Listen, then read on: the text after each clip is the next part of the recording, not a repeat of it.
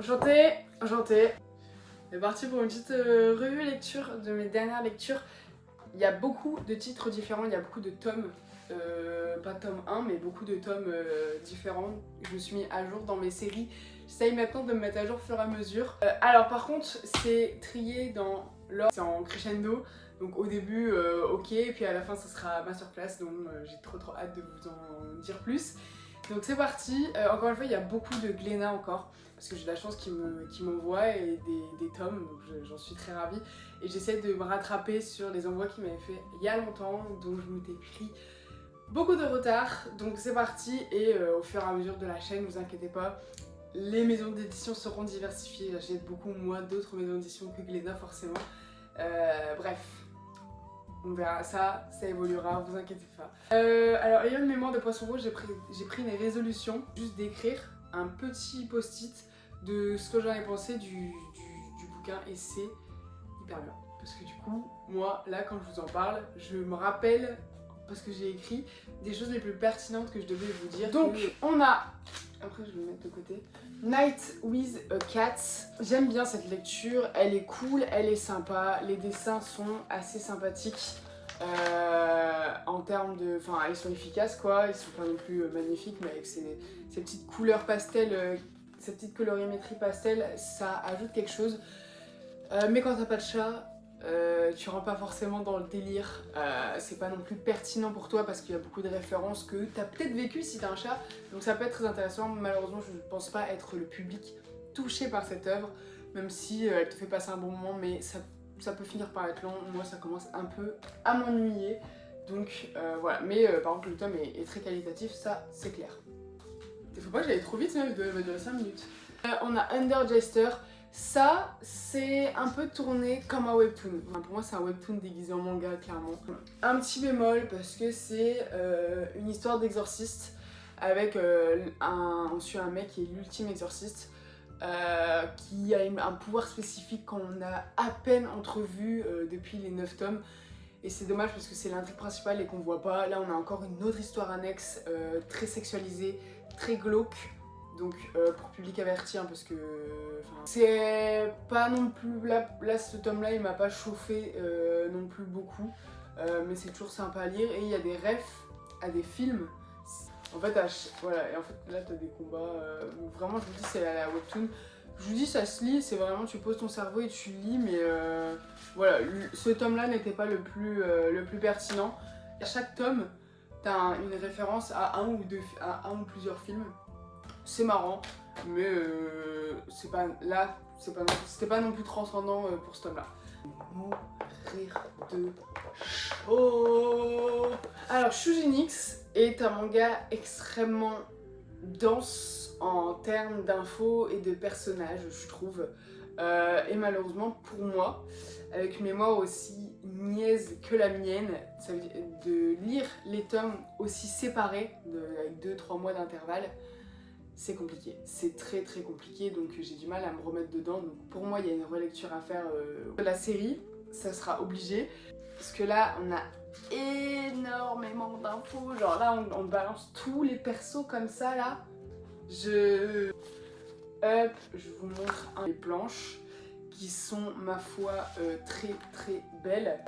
Voilà, c'est pas une planche folle. Avec toujours notre perso principal qui essaye de prendre de l'aplomb et qui en prend, parce qu'à un moment ils ont dû prendre des décisions pour savoir qui allait affronter quoi et comment ils allaient affronter. Et notre gars principal, vas-y, il prend de l'aplomb, il se laisse pas faire. Il a dit non, moi j'ai dit que je voulais faire ça, donc on va le faire, et ils l'ont fait. Et c'était assez cool. C'est très verbeux là, t'apprends beaucoup d'infos, tu vois. Quand t'as ce genre de tableau dans le manga, c'est que t'en apprends pas mal. Mais ça reste toujours sympa. Je sais pas si vous avez suivi, vous, Shujin X par l'auteur de Tokyo Ghoul, et si vous êtes de mon avis sur le fait que il essaye plein de trucs que je trouve, enfin il reste dans son style, mais t'as pas mal de choses, t'as beaucoup d'infos.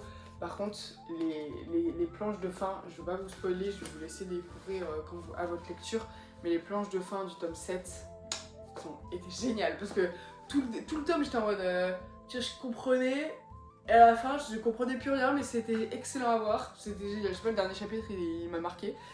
Donc j'ai bien aimé notre Gus qui prend de de l'aplomb, tout se met en place là, donc c'est assez sympa. Bref, voilà, en fait je m'en rends compte. Après on a Ranma un demi. Il est là parce que c'est Ranma un demi, que c'est ma lecture confort. C'est ma lecture confort tout simplement. Et qu'il ne s'est pas passé grand chose dans ce tome et que les histoires qu'il y a eu dans ce tome n'étaient pas folles. Donc c'est pour ça qu'il est là dans le classement et que vu que c'est un classique pour moi dans mes lectures quotidiennes, dans mes lectures mensuelles, il est ici. On suit toujours Ranma et Akane. Akane, c'est ça. Preuve que je commence à beaucoup les aimer, c'est que je commence à retenir les prénoms. Et ça, c'est rare que j'arrive à retenir les prénoms.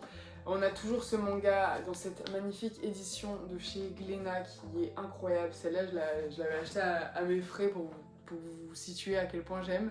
Je suis fan. C'est un manga, il se passe beaucoup de choses. Donc c'est verbeux en soi, mais c'est rapide à lire. Et c'est tellement sympathique, vraiment. Les chara-designs sont cute à mort. Et en fait, juste Ranma, il se transforme en homme en contact de l'eau chaude et il se transforme en femme en contact de l'eau froide. Je crois que c'est ça, ou alors l'inverse, enfin bref. Selon chaud ou froid, c'est homme ou femme. Et il doit se marier à une fille, parce que son père l'a promis.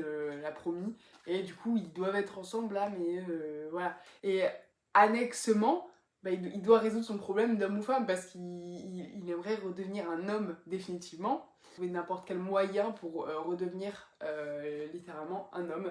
Donc c'est assez marrant, on suit leur petite histoire de lycéen avec des mini-conflits parce qu'il y en a qui sont amoureux d'Akane, il y en a qui sont amoureux de Ranma et bref, t'as toute une histoire amitié comme ça. C'est douceur, c'est plaisant à lire, c'est sympa, t'as plein de petites histoires annexes, du coup t'as sa quête principale, mais t'as plein de choses qui vont leur faire dévier de leur quête. Et voilà, c'est franchement sympathique, j'aime beaucoup. C'est ma petite lecture doudou. Ah, One Punch Man, le tome 29. Bon, j'ai écrit quoi? J'ai écrit Saitama, t'es où? Saitama, t'es où? J'avoue que ça, je pense que tout le monde se plaint là du fait qu'on le voit peu. Vraiment, je crois qu'on le voit. Là, déjà, on le voit pas du tout dans ce tome-là. Donc, ça commence à un peu être chiant, malgré que les dessins sont fous. Voilà. Du coup, là, on est beaucoup plus basé sur les héros de classe S. C'est cool, ça se lit, c'est One Punch Man. En fait, j'ai pas envie de tergiverser dessus. Tome 29, là, je pense qu'on s'approche de la fin. Je m'avance pas. De toute façon, le prochain tome il sort qu'en décembre, je crois. Donc, on va se calmer. Et pour le moment, on profite. C'est One Punch Man, c'est sympa. Mais bref, c'est cool. La fin, le dernier tome ou pas de Boruto. Là, clairement, Boruto, ils nous font un Shippuden. Ils nous font une Naruto Shippuden, clairement. Ils arrêtent Boruto pour lancer un Boruto 2 Hell, 2 je sais pas quoi. Boruto 2, je sais pas quoi. Ok, ça a un sens grâce à Naruto, on le remercie, mais j'avoue que ça sort un peu de nulle part. D'un coup, il se passe ça. Et tu te dis ok, mais ça sort de nulle part. Mais tu te dis ok quand même. Voilà, t'acceptes, même si t'acceptes pas, mais t'acceptes.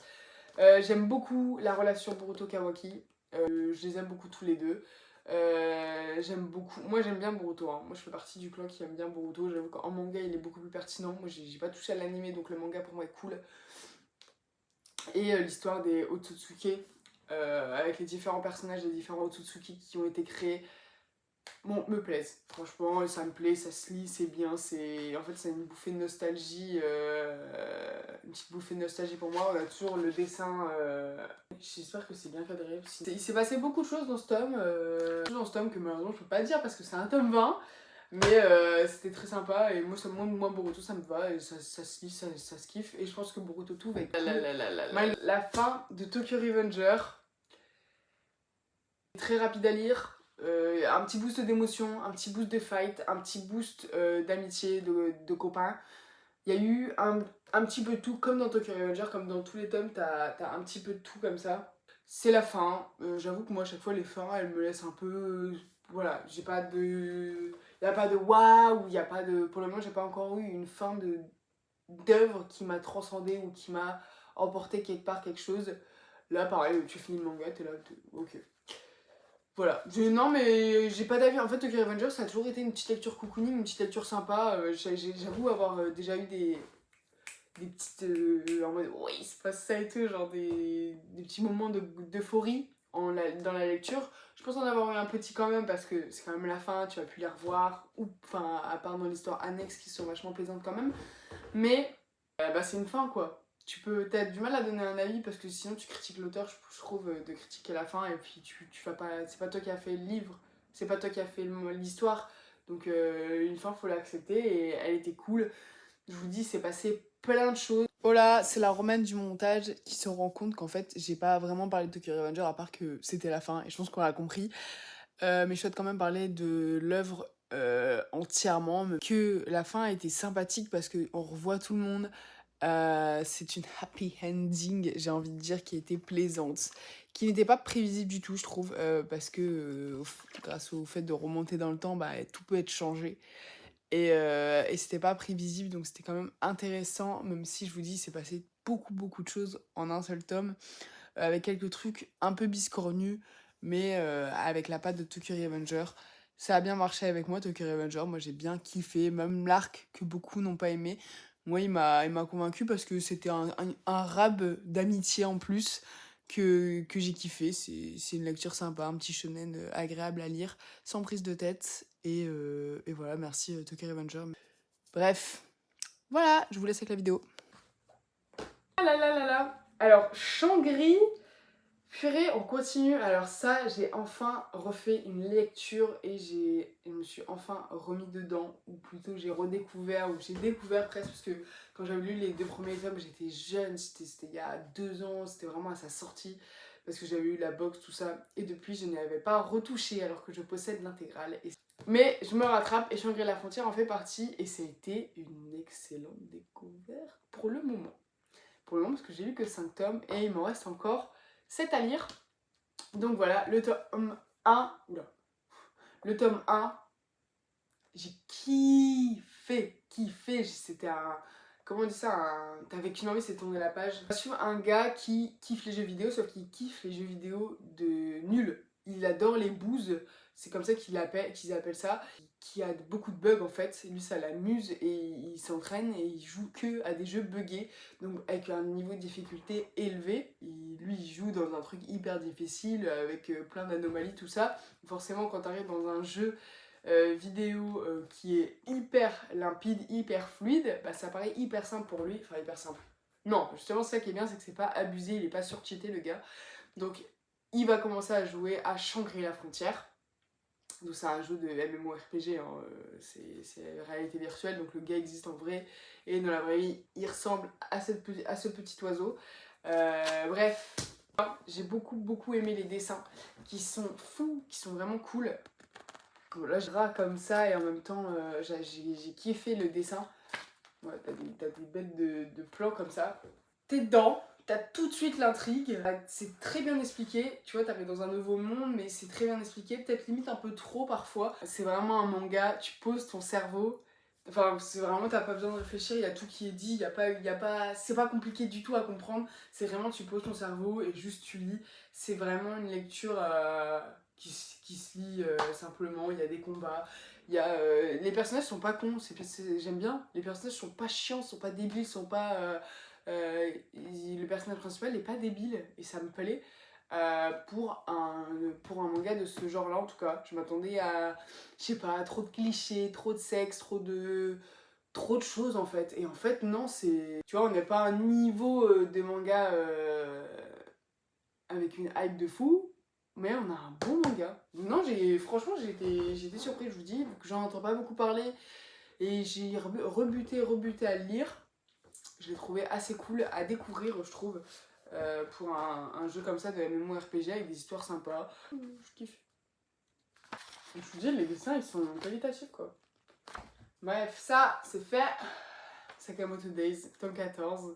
J'ai tellement aimé, parce qu'on a eu le passé de Sakamoto, avec ces trois poteaux, là.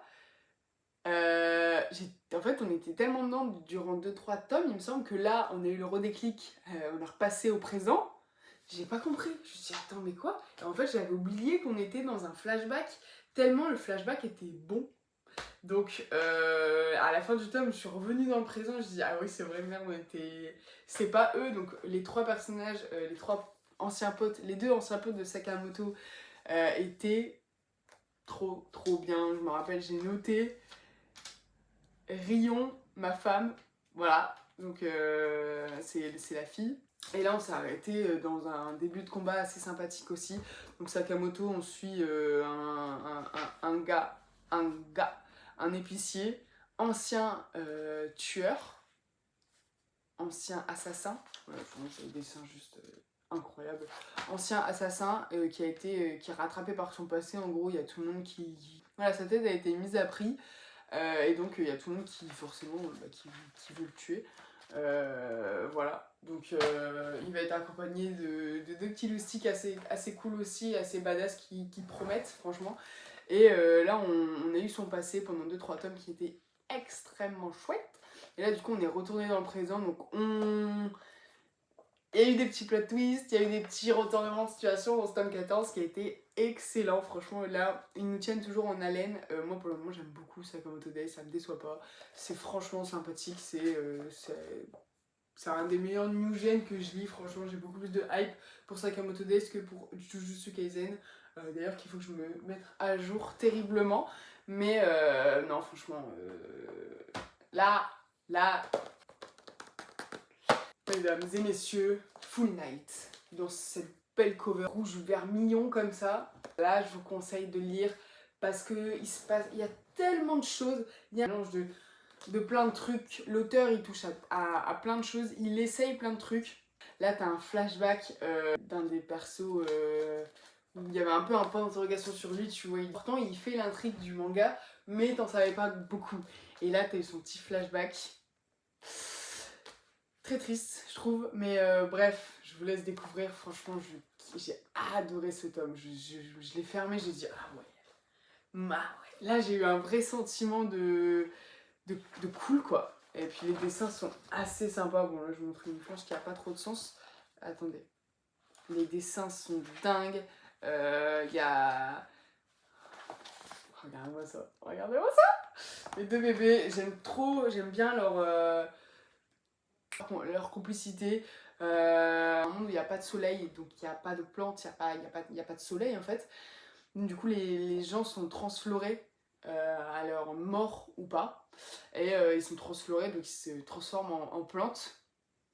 Et bien sûr, chacun a son petit caractère, entre guillemets.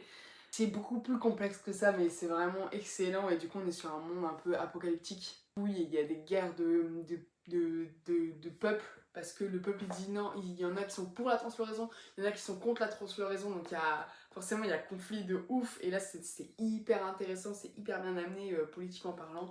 Et très belle saga en cours à suivre pour moi, qui est facile à comprendre, où tu te perds pas, les dessins sont agréables, il se passe des choses, c'est intéressant. Et non, franchement, je conseille, je conçois, je consode.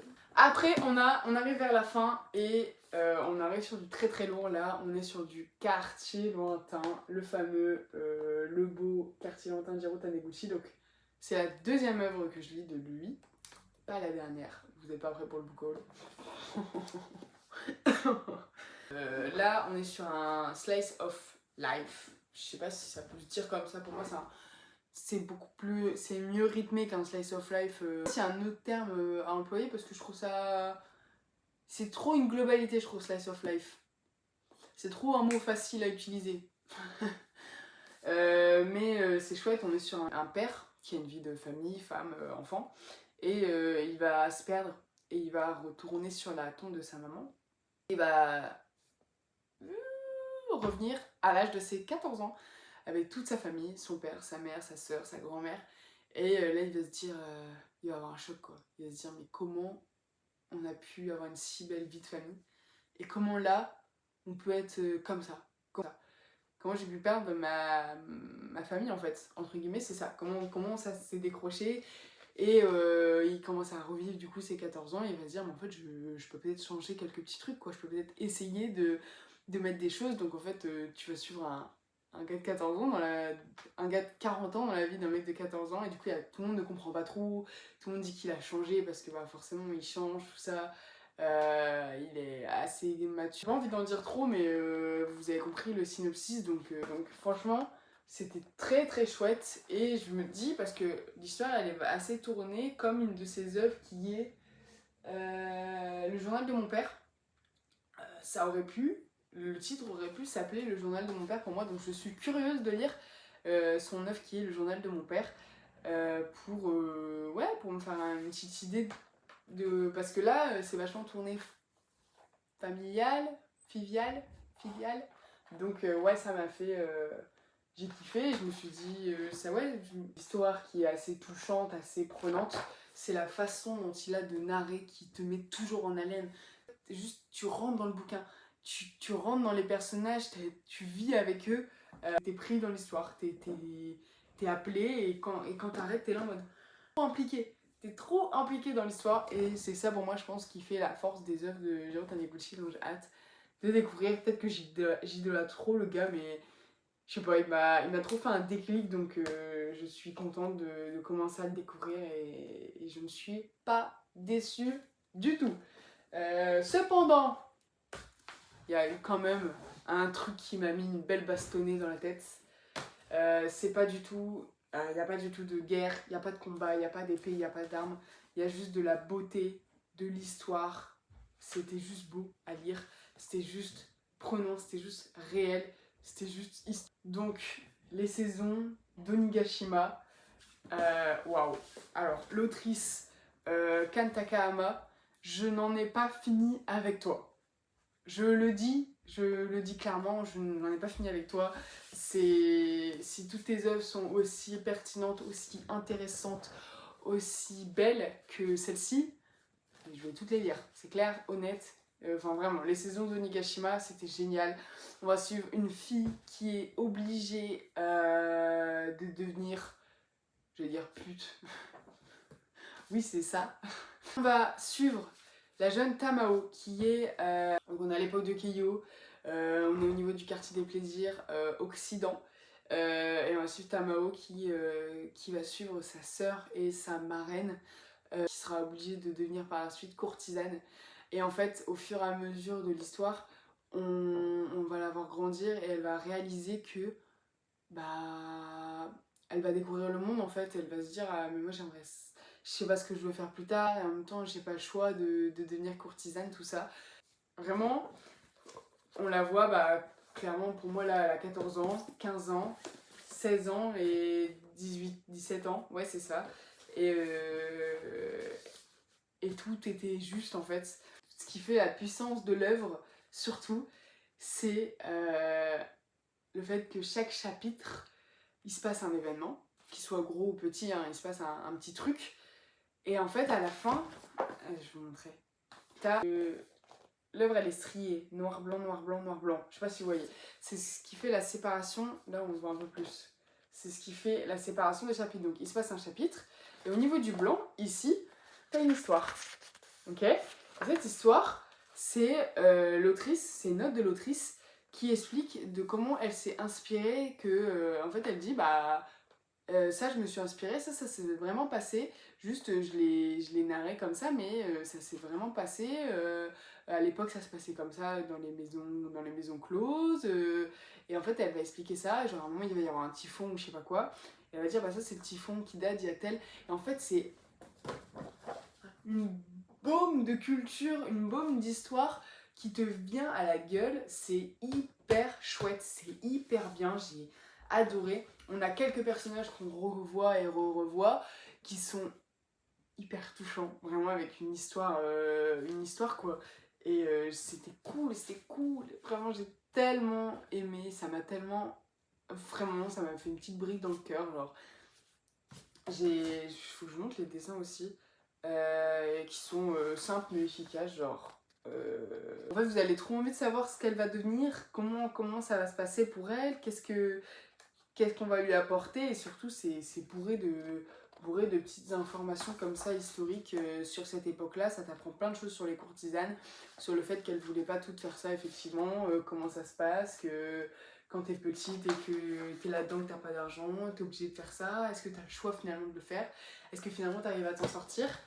Bref, c'est excellent, j'ai adoré les saisons de Nigashima, j'ai adoré voir grandir la petite Tamao. Voilà, c'est pas vraiment un spoil, juste petite et grande, et c'était très très chouette. Je regrette pas du tout et j'ai hâte de découvrir l'autrice, de découvrir d'autres œuvres de l'autrice, parce que si elles sont aussi chouettes et complètes que cette œuvre, ça promet. Et on passe au dernier livre qui a été ma première lecture, toujours de Jiro Taniguchi. Je vais pas vous lâcher avec lui, je vais pas vous lâcher, je vous promets. Un zoo en hiver. J'ai adoré plus que Quartier Lointain parce que déjà c'était la première lecture, c'était la première fois que je me mettais dans l'ambiance du gars, donc ça m'a encore plus convaincue. Quartier Lointain, j'étais préparée, là j'étais pas préparée. Et pourtant je savais que ça allait être comme ça. Et c'est, je vous dis, ça t'emporte tellement. Je veux pas en redire autant sur l'auteur que Quartier Lointain parce que je vais me répéter. Mais ça t'emporte tellement, t'es tellement... Enfin, en fait, t'es dedans, genre, c'est tellement cool à lire et en même temps, non, c'est pas cool parce que t'as la vie des gars et... Ah non, j'ai adoré, j'adore les personnages, j'adore la construction, j'adore le fait que ça soit tellement réel. Bon, tellement réel au Japon, donc ils ont pas vraiment la même vie que nous. Et puis souvent, c'est un peu plus ancien quand même. Mais les dessins, l'harmonie de l'histoire, donc là, on suit un gars qui... il va devenir assistant mangaka, je vous laisse découvrir pourquoi, mais le principal de l'histoire c'est quand il est assistant mangaka et pour devenir un mangaka et il va devoir il va vouloir faire ses preuves au bout d'un moment pour devenir un mangaka, arrêter d'être le petit pinceau derrière un nom et il va devoir créer une histoire. Sauf que il a aucune idée et c'est là que comment il va... Enfin, je sais pas, les personnages ils ont un peu le même chara-design, hein, mais bon. Du coup, t'as l'impression de suivre le manga à chaque fois, c'est mignon. Comparé à Quartier Lointain, le fait qu'il se ressemble quand même vaguement. À chaque fois, il se passe de tout, il se passe de la famille, il se passe de l'amour, il se passe de la vie, il se passe de la difficulté, il se passe de la joie. À chaque fois, dans ses œuvres, pour moi, il se passe de tout. Et de toute façon, Jiro Taniguchi, j'en reparlerai. Il y aura des vidéos dédiées à lui, c'est évident, quand je posséderai et que je lirai plus de ses œuvres. Mais pour le moment, je peux que vous dire de tester au moins les plus connus, surtout qu'en ce moment il y en a pas mal sur Vinted, donc allez voir, tapez Jiro Taniguchi sur Vinted, vous aurez pas mal de choses intéressantes. Lisez au moins les plus connus, découvrez au moins Un univers et Quartier Lointain, c'est classique pour moi. Il y en a d'autres, mais fait partie des classiques, ces deux-là, et vu que je les ai lus, je peux vous les conseiller. Cette petite revue lecture, encore une fois, il y a du bon, il y a du mauvais, il n'y a que des petits tomes comme ça, comme ci, donc c'est dur de parler de l'histoire en commençant d'un tome 7, surtout quand tu as lu le reste il y a de ça 3 mois, 4 mois, donc d'en reparler c'est assez compliqué, je cherche mes mots, et avec plaisir j'en reparlerai. Des meilleures recommandations plutôt dans un update lecture. Mais ça, on verra l'évolution de la chaîne. N'hésitez pas, franchement, la chaîne elle avance doucement mais sûrement. C'est trop sympa d'avoir quelques petits retours comme ça. Vos commentaires, c'est ce qu'il y a le plus. J'adore lire les commentaires, c'est vraiment génial. N'hésitez pas à mettre des petits j'aime comme ça. La vidéo peut être encore mieux répertoriée pour les personnes qui ne me connaissent pas. N'hésitez pas à vous abonner si vous aimez mon contenu pour pas louper de vidéos. N'hésitez pas à vous abonner sur mon Insta. J'ai mon Insta sur les livres. Et j'ai mon Insta sur les réseaux sociaux plus principal où j'essaye de poster tous les jours. Et sur les livres, j'essaye de vous mettre au courant de mes lectures. C'est un peu plus random. J'ai pas encore trouvé de rythme, j'ai pas encore vraiment de post. Sur ce, je vous fais de très gros bisous. Merci beaucoup d'avoir regardé cette vidéo. Et je vous embrasse. Bisous. Aïe.